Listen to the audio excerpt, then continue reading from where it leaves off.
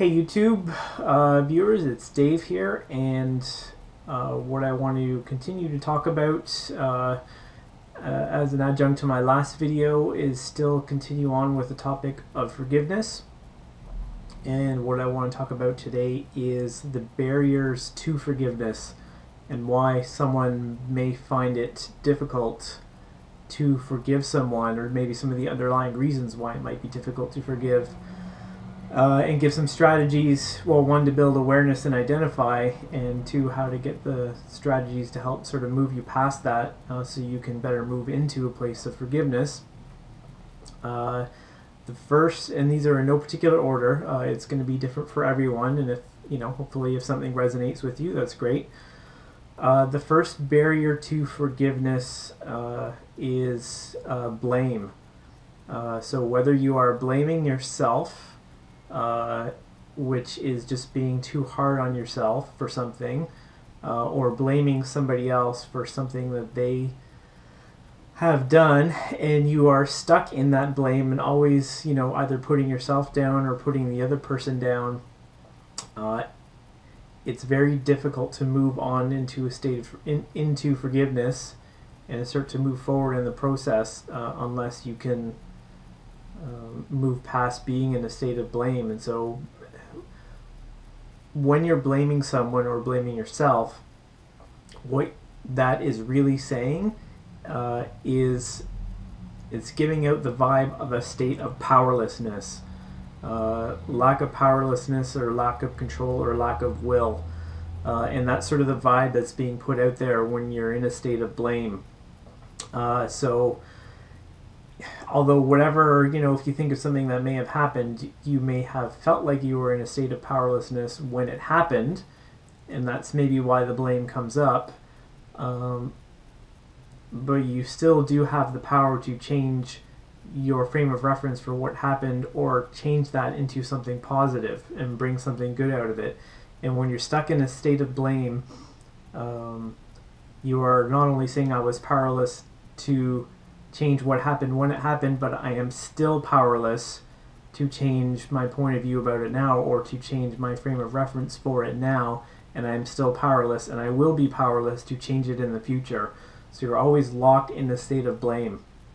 So forgiveness in this case is a very empowering thing. It is the thing that helps you get your power back, and it helps you detach from the situation and detach from that blame and move forward in the situation.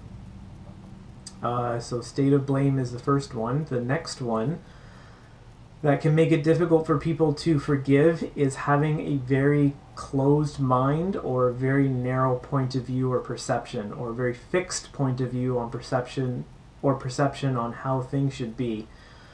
A closed mind, there's a lot of reasons why things happen in life, and we don't really see why they happen when they're happening, but afterwards, when you're trying to process what happened, if you have a more open mind as to some of the reasons why this may have happened, some of those reasons will start coming to you and make it into your thoughts and into your feelings, and you can start to explore those and move into those, because those other reasons that you may otherwise not have thought of will not come to you if you have a closed mind. If your mind is completely closed off to new ideas, any new ideas about why this may have happened are just going to bounce right off of you and not affect you, and not even get into your thoughts. And so, why might someone have a closed mind? Well, I guess, some could be possibly just whatever doctrine, religious doctrine maybe, or, belief systems that you have, they provide a sense of safety for your life, but it's the fixed mind and keeping that point of view, even if it hurts someone else, that can be a bit of a problem. So doing your best to not focus on one aspect of the scenario or situation and stay fixated on that one spot or focus, and trying to open your mind and start to ask other questions around the scenario or whatever happened, can start to open up new doorways for you to explore and walk through and sort of move more into a place of forgiveness, and open your mind up. The next one is non-acceptance of what happened. And it is very difficult to move forward into forgiveness if you are not accepting or flat out denying what even happened. And now this can be for a few reasons. One, you could have had an experience that was just outside of your threshold of believability of whatever's possible. And in that case, it can be tough to understand or process what has happened if you're not even understanding or sure of what has happened. But for the most part, if you are in a state of non-acceptance of what happened, you're still going to be asking yourself questions like, how could this have happened to me? Why did this happen to me? Or I can't believe this has happened to me. Those types of statements or questions, which initially, to process, is part of the processing process, I guess, or part of how you process. That's fine initially, but if it continues on and on and on, then that can definitely point out to a person that they're still not accepting what has happened. And in that case, that is exactly what you have to say to yourself. You have to say, this has happened. There's nothing I can do to change it now. This is what happened, and I have to accept that. And now what can I do to move forward to bring a positive change about my life because of this situation?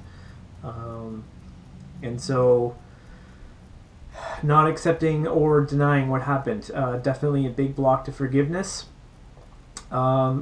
Maybe it's sort of along the same lines. I wouldn't necessarily say it's exactly flat out denial or lack of acceptance of what happened, but very similar, is just a general inability or having difficulty processing negative emotions. And all negative emotions, to some extent or another, will cause a barrier to forgiveness. They will sort of block your perception and filter your perception into a certain way that always seems negative on that situation. But we are generally not given very many tools from childhood in terms of how to process emotions. That's usually something that a lot of us have to figure out for ourselves, or we find it through meditation, or if we're lucky enough, we have someone in our lives who can help us and teach us those types of things. But going into some of your darker emotions, such as shame and grief and guilt and fear and hatred and that kind of stuff, it can be pretty uncomfortable sometimes. And so some of the denial that people might have, or lack of acceptance, is because they just don't want to experience those feelings.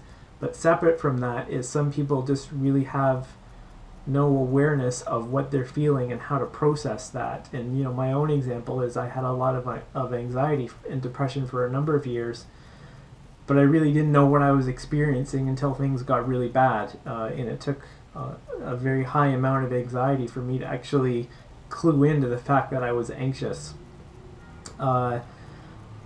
So just general lack of emotional awareness, and of course, one of the best things for that is meditation, is mindful meditation and going into your body and exploring how your emotions feel.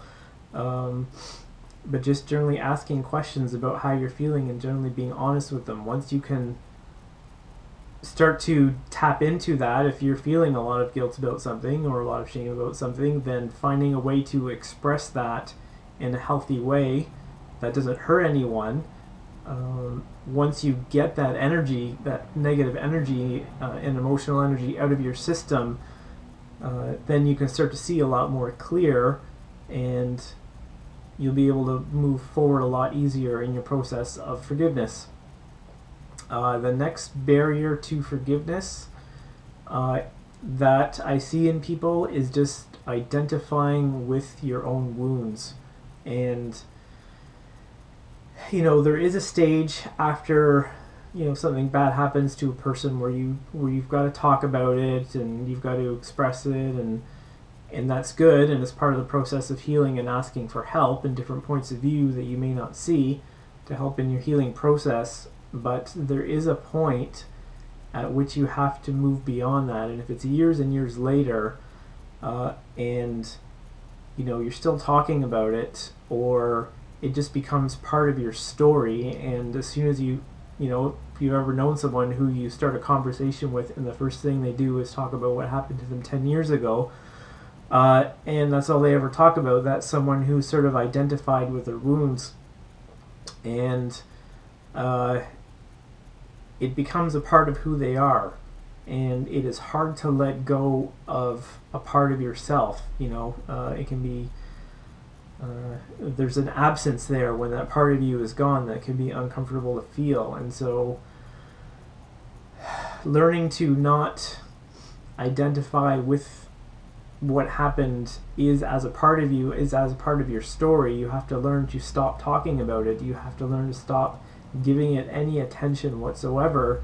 And when you find your thoughts and your feelings drifting back to that moment and you still gotta blurt it out even though it was 10 years ago, then you automatically have to stop yourself and pull yourself away.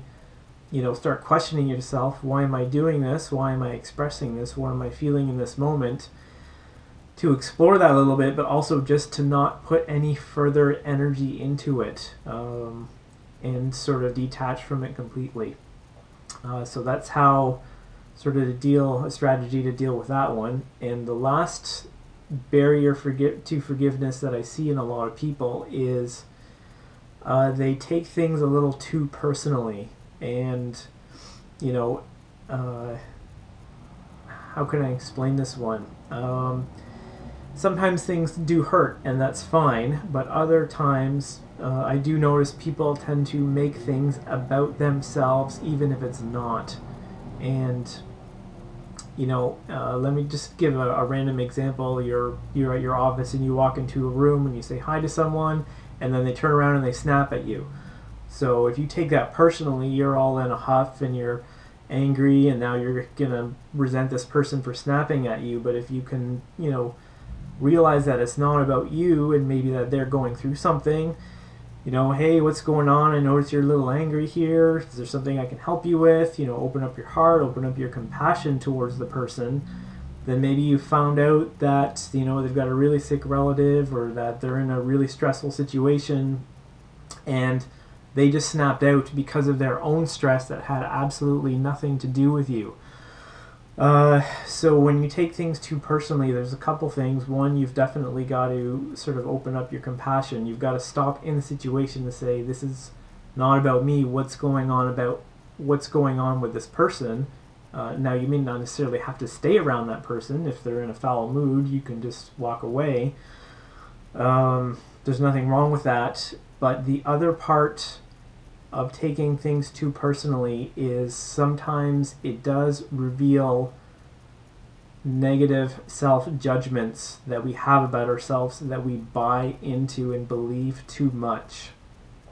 And what that means is, let's say someone comes up to me and calls me an ugly person, right? I do not believe that I am an ugly person, and so that insult does not affect me whatsoever.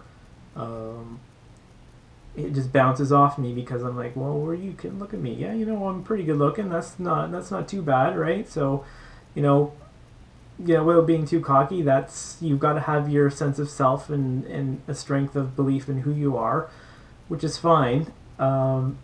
But if I did believe deep down that I was an ugly person, and someone came up to me and they threw the insult at me that I was ugly, that has just identified for me a negative self-belief or a negative self-judgment I have about myself. And in that situation, when that person insults me, it's going to hurt, and I'm going to feel it. And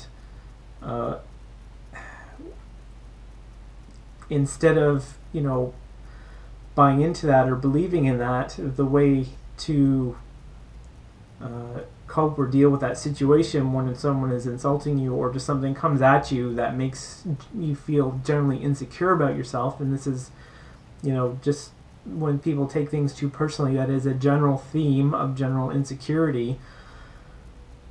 You have to recognize when it's happening, and recognize those feelings when it happens, but pull yourself back and say, really? Do I really believe that about myself?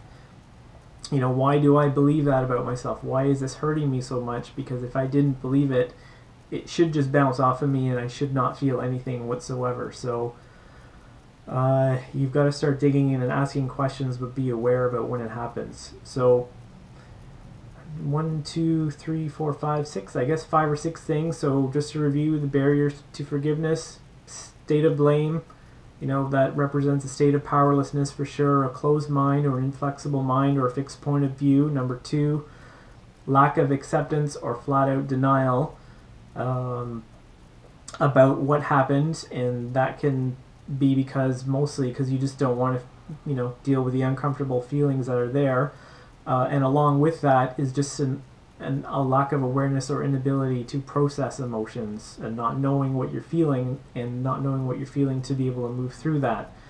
Number 4, identifying with your wounds, sticking in the story and not letting go of it, so it becomes a part of who you are. And the last one, taking it personally, which can generally represent a state of insecurity and believing too much in your own negative self-judgments that an external scenario or person has just pointed out to you. So those are the things that I see that can be barriers to forgiveness, that if someone is having difficulty moving through the process, maybe if it helps, you can look at some of those things and start asking yourself questions about them, or if something resonated with you, then start with that and see if it helps you to move forward through that process. So thank you for watching the video, and take care.